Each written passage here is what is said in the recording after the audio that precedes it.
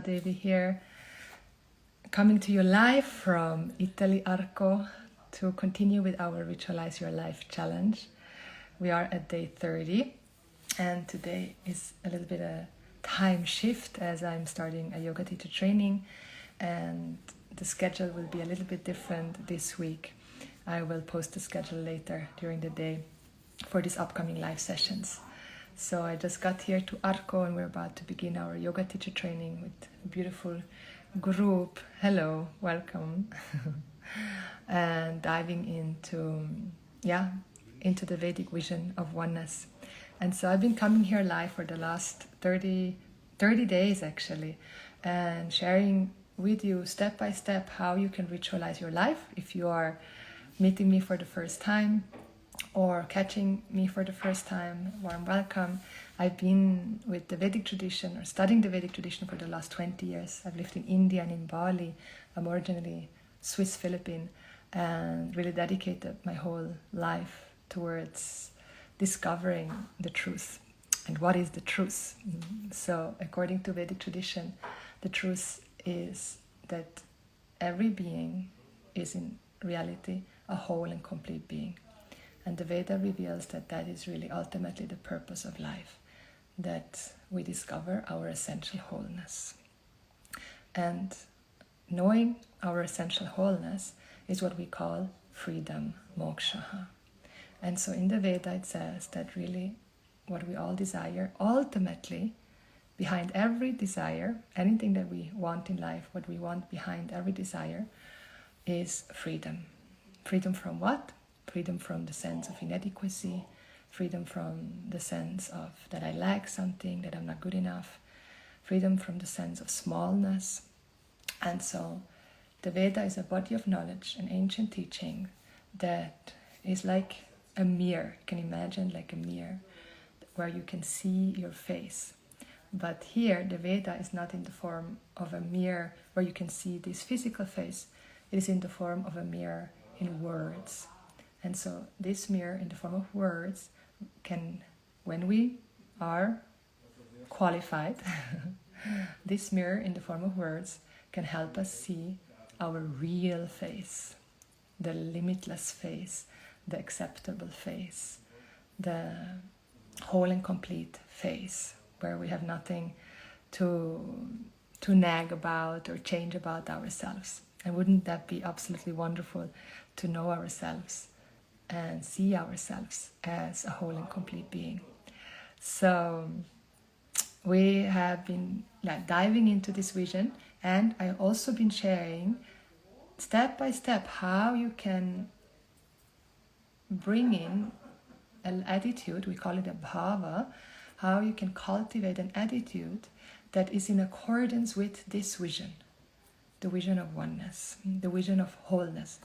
Talked about wholeness first. So the vision of wholeness. And so ritualizing our life helps us to cultivate this attitude of wholeness. How? By seeing that actually in reality everything about myself in the relative, this body, and everything around myself is sacred.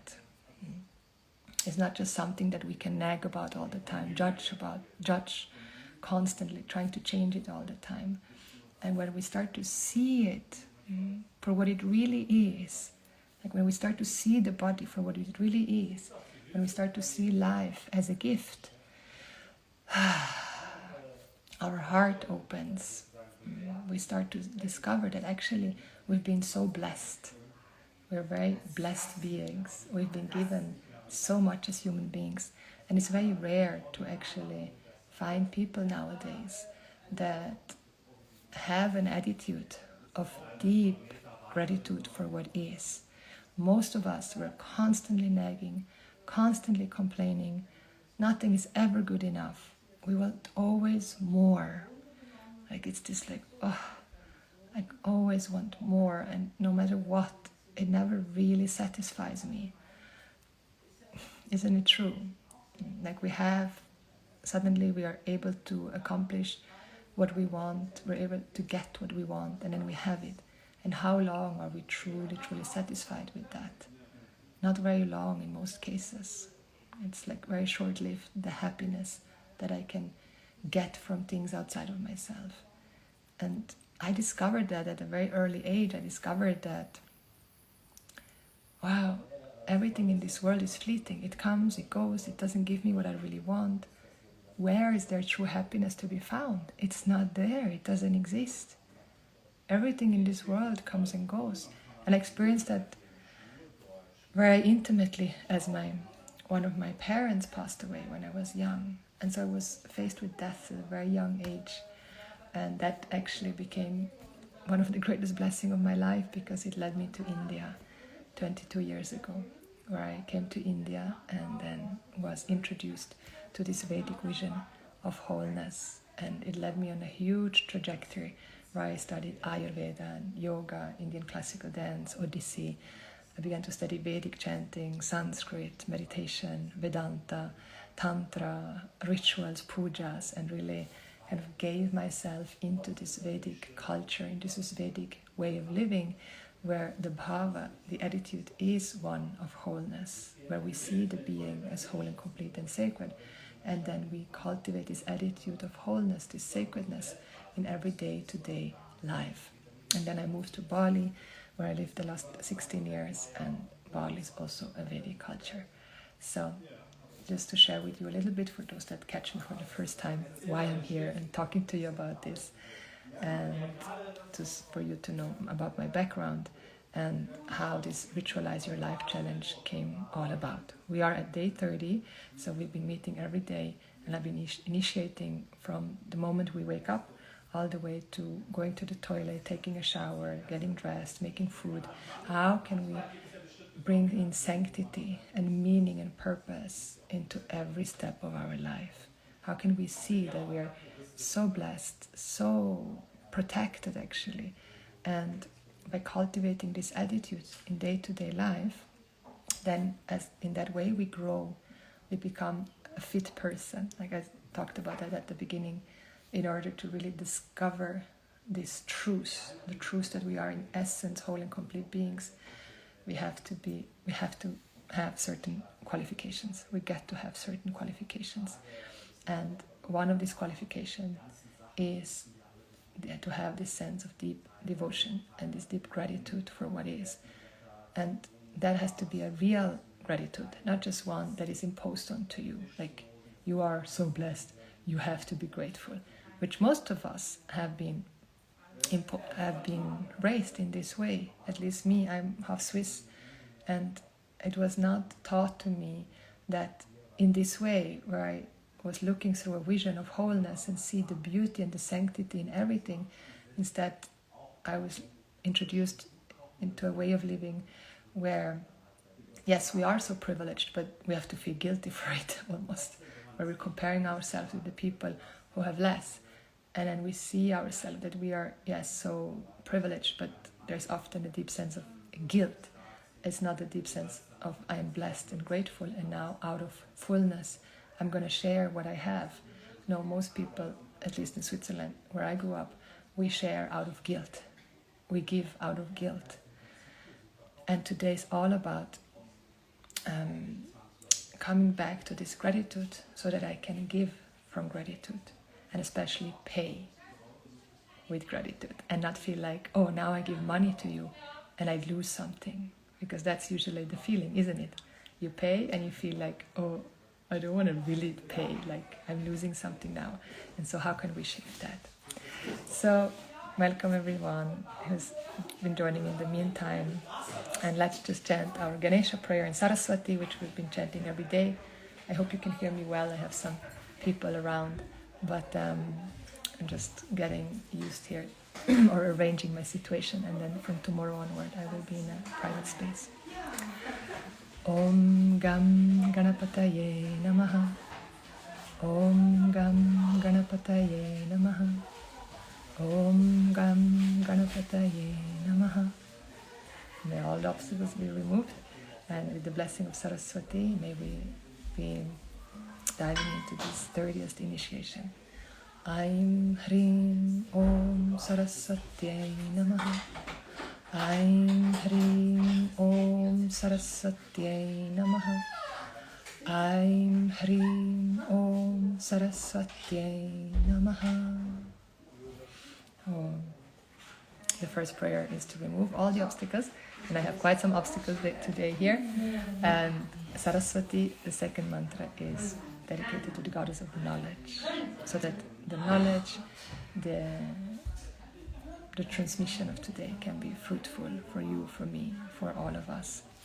So today is dedicated to seeing the sacred in the form of money. And so most of us, we are grahastas, householder. We are people that have sacred duties, as we've seen, as I've shared with you in the initiation number 28. I like to call work sacred duty for different reasons. If you want to know why, check out number 28 of this initiation.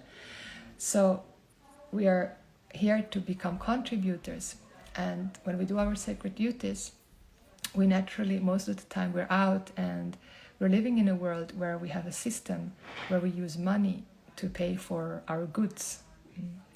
And so money is really something that has been created in order to pay for goods and services.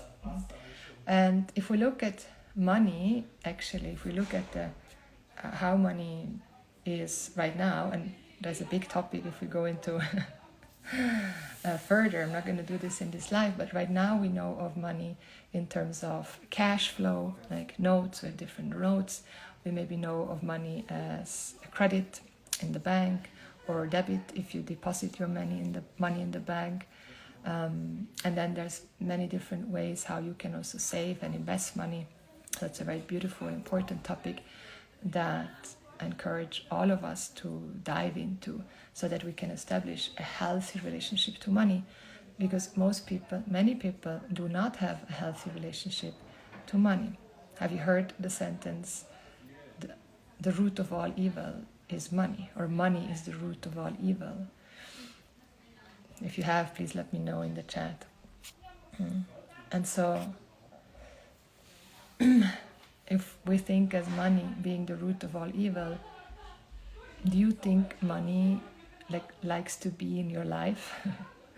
Like, if you would call anything the root of all evil, I don't think any being would like to be in your presence or in anyone's presence.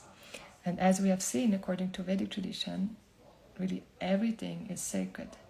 There is nothing profane in this whole universe. Yes, Ulrika, yes, you have heard it as well. So, including money. Money is not dirty. Money by nature is not corrupt. Money is an energy. It's a value that we have superimposed on money. If we look at money just as in terms of the paper, the cash, it is a piece of paper, money. It's a piece of paper, and the paper comes from trees. And then we paint the money with different colors, and we put a different stamp on the money. We print money, and then we superimpose value, different amount of value, either $10, 10 euros, 10 francs, 100 francs, $100, 100 euros onto this piece of paper. And so, in reality, the $10 note and the $100 note, in reality, is exactly the same paper. Right? If we look at it from the standpoint of the note of the paper, it's really paper with some colors on it. But we as a humanity, we have superimposed value onto this piece of paper, and the red note is more worth than the green note. But it is all really a superimposition. And in reality, it's never about the money, anything in life. It's always about what I can buy or what I can get with the money. And so the money, if we just look at the money per se, we call it, or we say it is energy. It is simply energy. Like everything else in life, it is simply energy. And like everything in life, whatever energy you put or whatever attention you give to it, however you treat it, that's how it will treat you back. So with money, it's exactly the same.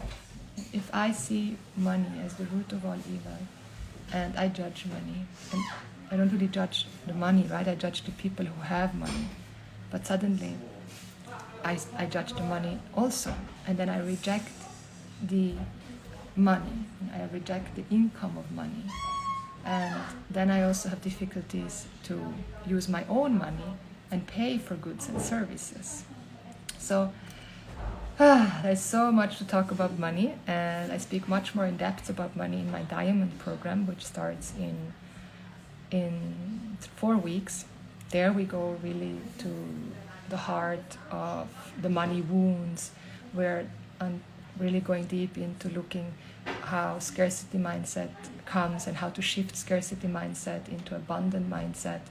We're really going into the root of our beliefs, how we have formed our beliefs around money at a very early stage in our life, and of course our culture and society has influenced our belief and our handling of money, and especially also our upbringing. And so the Diamond program is really a beautiful program, transformative program if you want to truly, fully re-establish a healthy relationship with money, and also really let the money come into your life. Like so many of us, we have so many gifts, we have so much to share, we have so much knowledge, so much wealth in terms of knowledge and skills to share, but I know so many people who have so many difficulties to charge for what they offer. There's a deep-rooted, deep-seated guilt that most people are have ingrained in their being. Like this guilt, it is poison, and this guilt really, when we trace it back, there's many reasons for it. Parents, their upbringing, their relationship to money, and the whole ancestry line, and also our religious upbringing, our religion basically, our culture, and not having a spiritual understanding of the law of karma.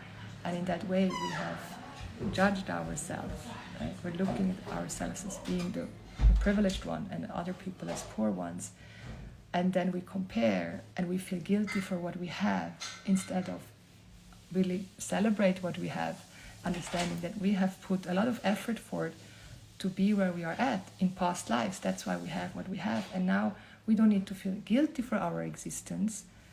No, we can feel profoundly grateful, and then if I have extra, we can give back, we can support. And so this belief that we're born as sinners, that we are the ones that have come here to redeem ourselves, is so deeply ingrained in us. And so this deep-seated guilt is one of the many reasons, but one of the most deepest reasons why it's so difficult to truly let the flow, the abundant flow, the prosperity flow, be eloquent, be fully open.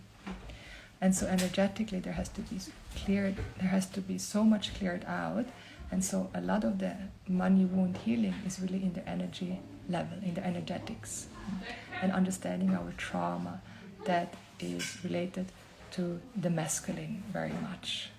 So how my relationship is to my masculine, to my father's side, is very much interlinked. How my relationship is to money, how my money relationship is very much linked to my father lineage. And so these are the kind of things we go to uncover in the Diamond, so that we can really have an empowering relationship to the masculine and to money, and so that we feel grateful when somebody pays me, and not feel guilty for when somebody pays me. And so in the same way, here now, we are initiating into that step of paying, because when we go out into the world, yesterday was dedicated to blessing the cars and going out into the world. Like we're out into the world, we do our duties, and then we go and have lunch, we go and buy our groceries. And so there's payment transactions all the time, all the day, all the time, many times during the day. Like nowadays we can also pay through credit cards and through other ways, but that is included here. So when we are paying, that we start to bring in this understanding that, like, I'm not really losing something, because I can only lose something if I haven't had it before. And when we have the Vedic vision as our understanding, and I see myself as a whole and complete being, as an abundant being, and when I offer this money, I know that I offer this money, but I'm also getting something in return. So I'm giving, but I'm also receiving something back. And so there is this sacred flow of giving and receiving, and giving and receiving. And so I'm receiving goods, I'm receiving services, and I'm offering this money to invest in myself, in my growth. Relative growth, it could be physical growth. Relative growth means my physical growth through food. I want to have my food really healthy. I want to have my food really, I want to have my body really healthy. So I want the food to be really healthy. So I don't have to feel guilty for buying an avocado if that's really going to nurture my body. Right? So many people hold back with buying really healthy organic food. But if I understand that if I buy the really healthy organic food, my body will feel very nurtured. And so I'm investing in my growth, my relative growth here in terms of my physical growth. If I'm physically strong, I can also then reach out more. Maybe I'm investing in a course, in a program that is dedicated to my emotional growth. So I'm offering this money with gratitude because I know I'm going to get back infinite tools in order to grow emotionally.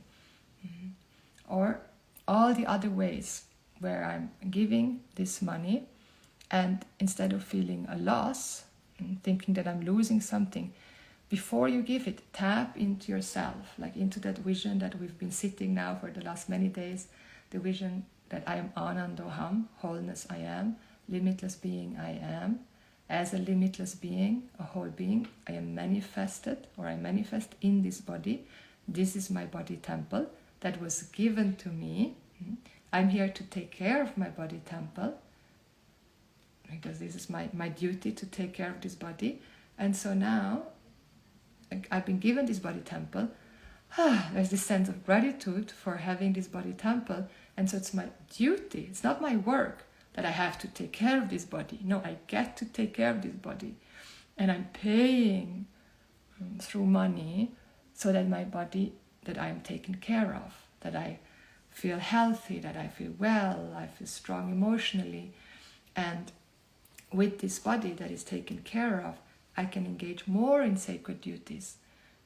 And if there is gratitude and a sense of even well-being, and then I pay this money, like I'm giving the money from this sense of wholeness, from this sense of gratitude, maybe even from a sense of pleasure.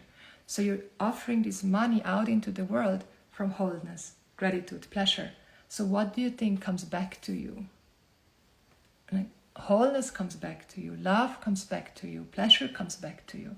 Like if I give the money from this sense of I lack, I'm inadequate, I feel guilty, I feel I'm going to lose something if I give you that. I'm going to give you this money, but I don't really let it go. I mistrust you. And as we've seen at the beginning, money is energy. So all this energy goes into the money giving. And then what do you think comes back? Right? All of this, lack, inadequacy, guilt, mistrust, all of that comes back. So let's clear all of that out. Right? Just clearing all of that out. And so that's why it's so important to pay attention, being conscious and prayerful when we pay. It's just a second. It's like, okay, when you make this payment, when you give the money, instead of I'm giving it because I lack, because I'm not adequate, I'm doing this to become complete. Like in reality, I feel like I lose something. I do it out of guilt because I think I should pay this, I should contribute, I have to, otherwise I'm a terrible person. No, like clear all of that out. And then you come to what you know, the truth. No, I'm a whole and complete being, no matter what. I'm blessed, like I've been given the infinite, I've been given existence itself. I've been given this body. I feel gratitude. I feel joy, I feel pleasure. And then with that, you're offering this money.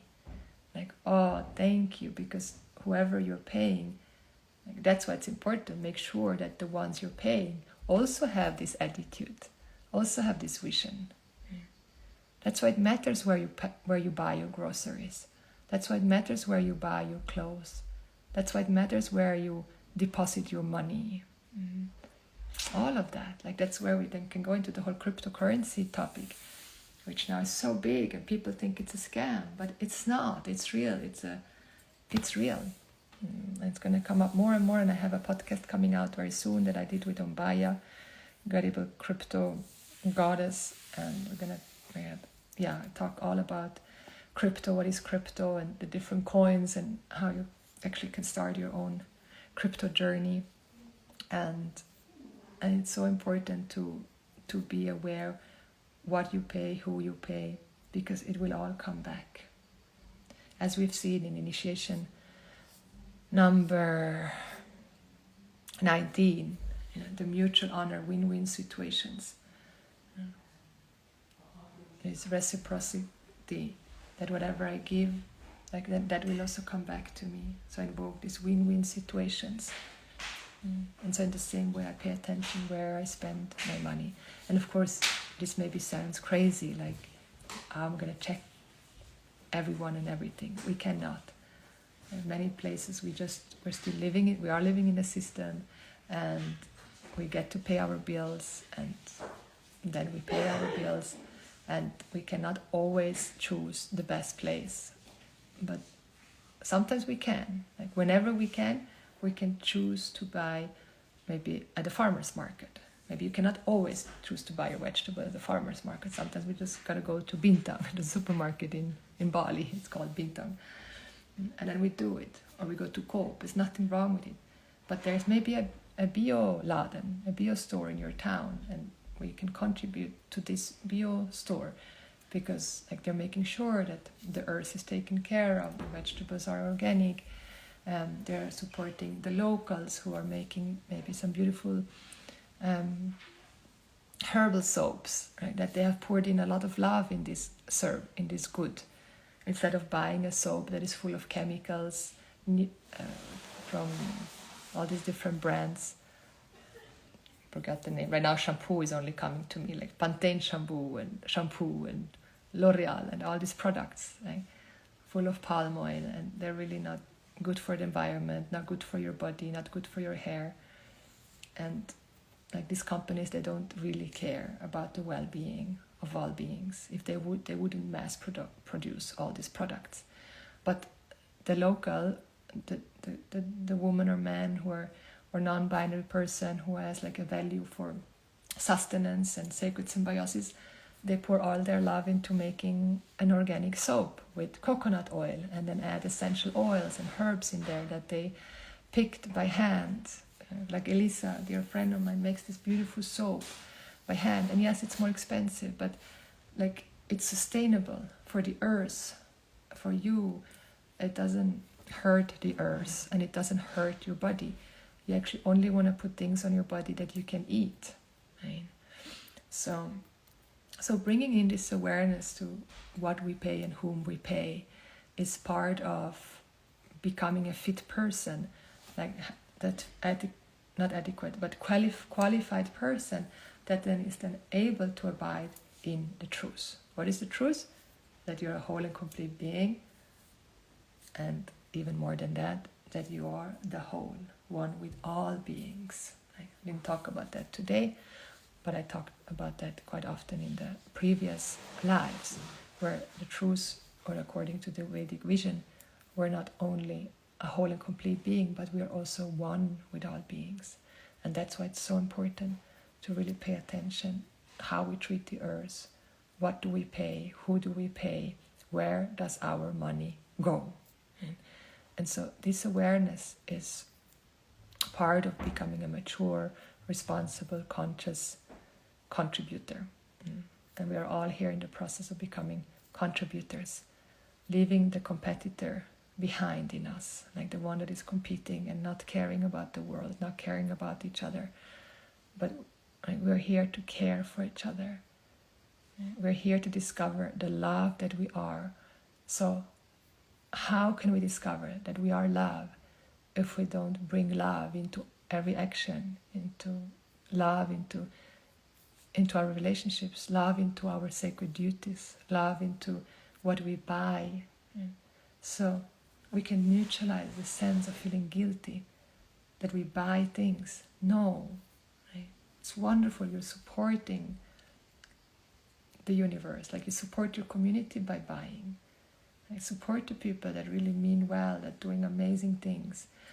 I've invested so much money into myself, and when I paid like thousands and thousands of euros for my courses, my mentorship program, I invested so much. I paid with pleasure, like I knew I'm investing in myself, and it goes to people that are going to do great things with this money and support many more people even. So money is meant to be shared. Wealth is meant to be shared. And it says in the Veda, may all the dharmis be wealthy. So this is nonsense that spiritual people have to be poor. This is some wrong myth we somehow developed in these times. And so there are so many people that have so much to share. Probably you, like not probably you, like so many gifts, and you know you have these gifts, but there's this incapacity, this guilt or this belief that you cannot go out and charge for your offerings, for your skills, and that's not true.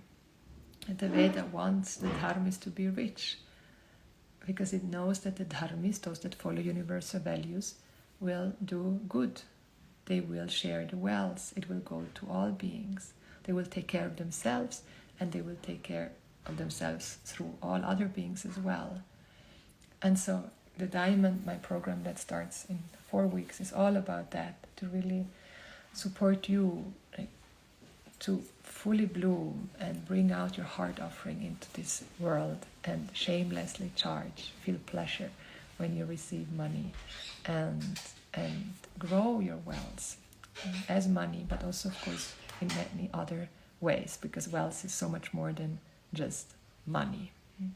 But money is one aspect of wealth, a relative aspect. And so here is my invitation, the initiation dedicated to neutralize the guilt around money, neutralizing this belief that money is the root of all evil.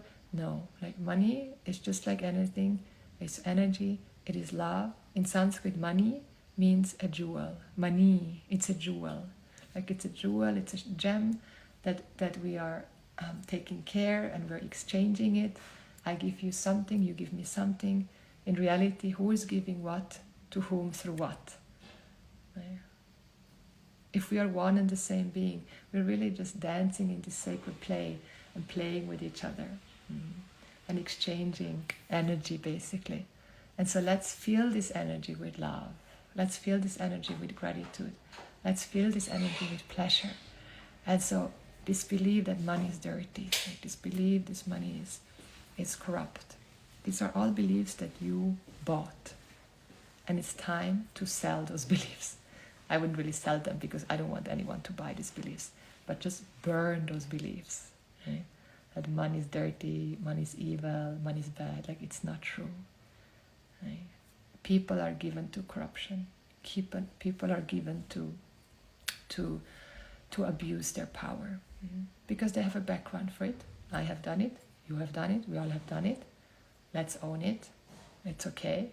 It's the best I could do in this moment. And now we grow, we learn, and we can change our relationship to anything and everyone, including money. One of the biggest, I did so many money wounding rituals to really heal my relationship with money, and I'm so looking forward to sharing all of this with you in the Diamond. It's really beautiful. And the Diamond is not only about money, it's one of the topics, but an important one. So today, let's go into the initiation and the prayers that you can add to your day-to-day life, and especially when you pay. So paying in the form of cash, paying in the form of credit cards, paying through also maybe cryptocurrency eventually soon. If you haven't started yet, I invite you to check it out and start looking into it. It is going to be part of our life. It's not going to go anywhere. At least that's what I believe.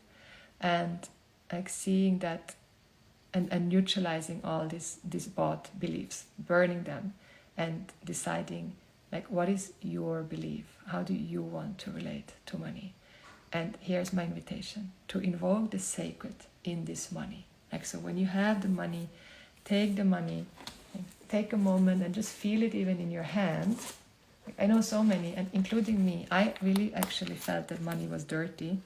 And every time I would touch money, I would feel like, oh, I'm going to get some disease, or and then after, I always feel like I have to wash my hands. That's how I was raised. You have money, you got to wash your hands. It's dirty, you could get some disease. I invite you to neutralize that from your system. And just take a moment, hold the money, and feel like what kind of trauma is stored in your body. And then breathe into it. If you feel safe, feel it. And exhale it out. Release this belief. Burn this belief that money is dirty. I burn this belief that money is dirty.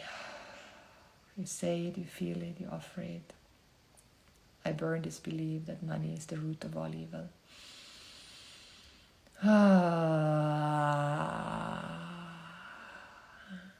And I invoke the sacred in this money. And you can say that when you touch the money or your credit card, I invoke the sacred in this money.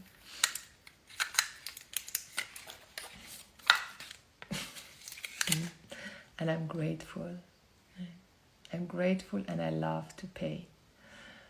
Like, and right now, maybe when you say this feels like, oh no, I'm not. I don't want to pay. I want to just keep it all. So then we got to own up our greediness. We got to own up our fear of loss, the sense of loss. We got to own up the sense of hoarding, right?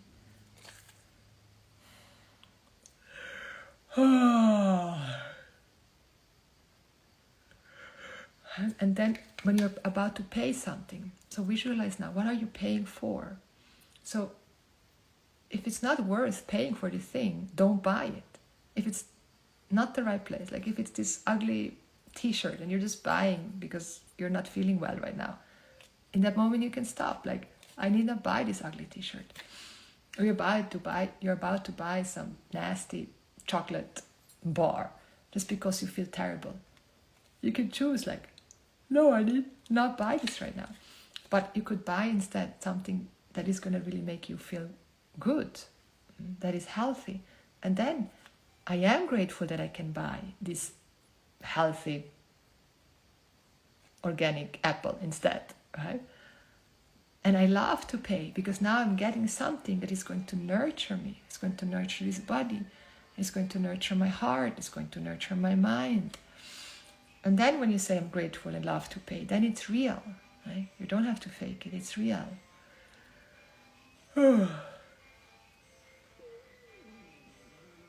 So if you cannot say I'm grateful and love to pay, then probably what you're paying is not worthwhile paying for.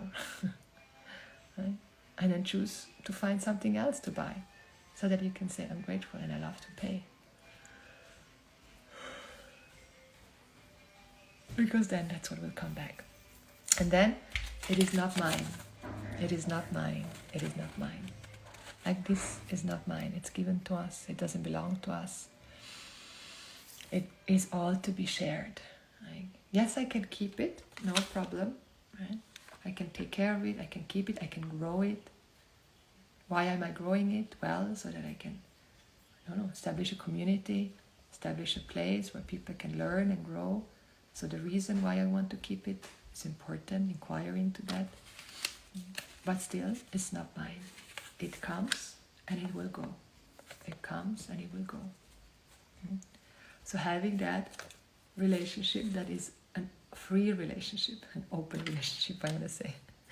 But in terms of like, it's free. It's not this greedy one. There is a certain openness and spaciousness to it. It comes and it goes. It comes and it goes. And when I love it, when I care for it, when I see it as love, it wants to stay with me. It wants to stay here because I take care of it really well. And so the mantra that you can say for when you pay is Namama, Namama, Namama. Na has not. Ma means mine. It's not mine, it's not mine, it's not mine. So you can say this silently. I say every time I pay, I say Namama, Namama, Namama. Namama, Namama, Namama. Namama, Namama, Namama. Namama, Namama, Namama.